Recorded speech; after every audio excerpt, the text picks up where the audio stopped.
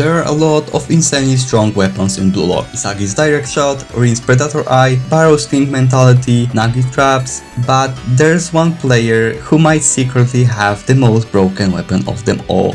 A weapon so versatile it allows him to completely change his playstyle, adapt to any opponent, and even copy other players' strengths on the spot.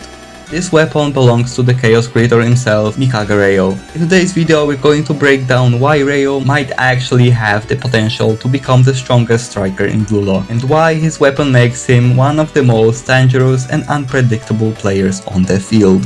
But before we get into it, make sure to leave a like and comment down below who your favorite BLUELOCK player is.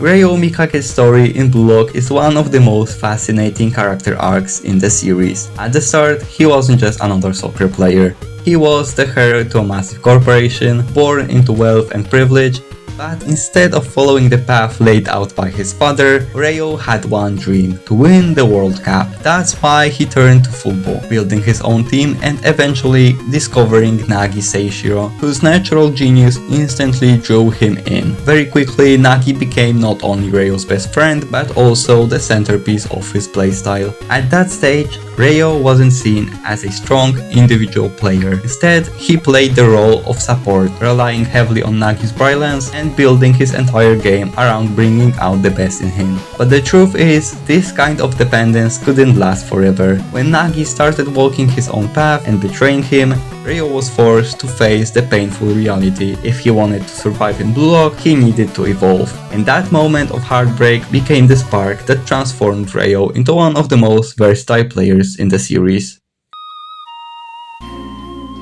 Reo isn't just a copycat. He's a one-man chaos engine on the field. His weapon is the ability to observe, absorb, and reproduce the techniques of other players almost instantly.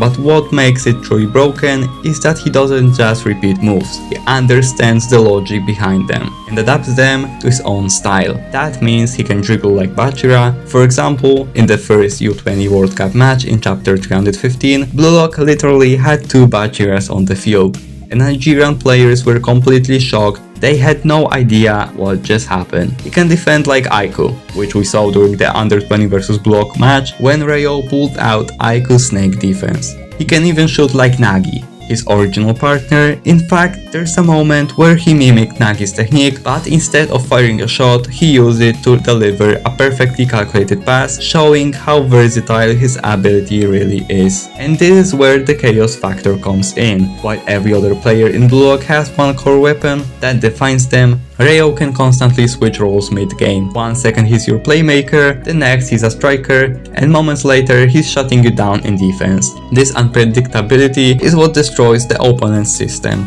You can prepare to stop Isagi's direct shots or Rin's long-range kicks, but how do you prepare for a guy who can become anyone at any time?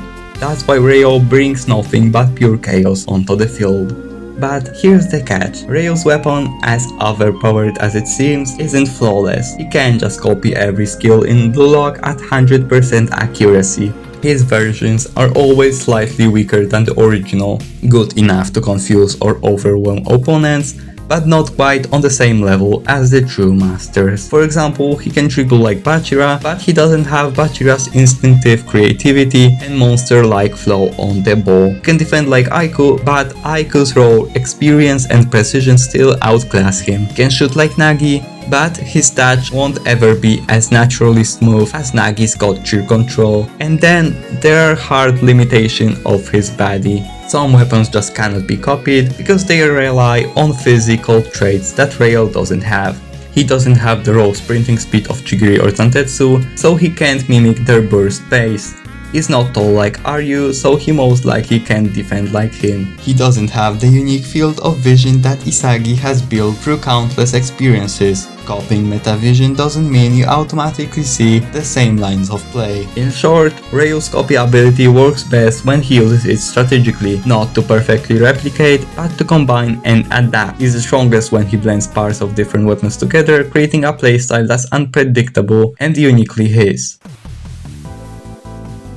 The big question is, what's Reo's skill ceiling? Right now he can copy moves at slightly lower level than the original players, but BLUELOCK is all about evolution. Every character is forced to adapt and push beyond their limits.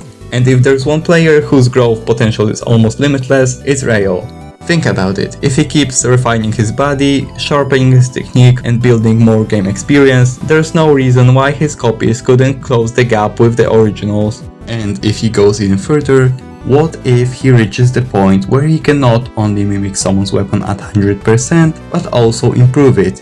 Imagine him taking Nagi's trap and combining it with Isagi's vision, or mixing Rin's long-range precision with Bachira's unpredictable dribbling. That's no longer a copy, that's innovation. This is where Reo becomes terrifying. While players like Isagi, Rin or Barou evolve by refining a single core weapon, Reo evolves by collecting all of them.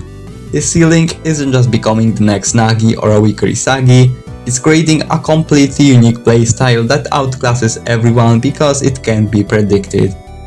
And when you put that into the context of the under 20 board cap, it gets scary fast. Reo has the potential to become the key to Japan's victory, the one player who can destabilize any opponent's system while existing on the field. While Nigeria has Onazi's stamina or Kaiser has his Kaiser impact, Reo has infinite adaptability. He could very well be the scariest player in BLUELOCK in terms of long-term potential. So the real question is, how far will he go?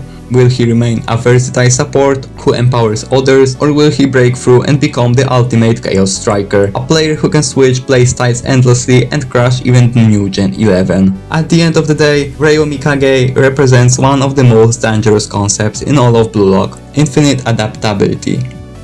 While other strikers are defined by one weapon, Reo has the potential to wield them all and twist them into something entirely new. His chaos factor makes him unpredictable, his growth curve has no obvious ceiling, and if he continues evolving, we might not just be looking at a support player anymore. We might be witnessing the rise of the most complete striker BLUELOCK has ever seen. So, what do you guys think? Will Reo remain the ultimate playmaker, or will he break through and outclass players like Isagi, Rin and even the new Gen 11 to become the best striker in all of BLUELOCK?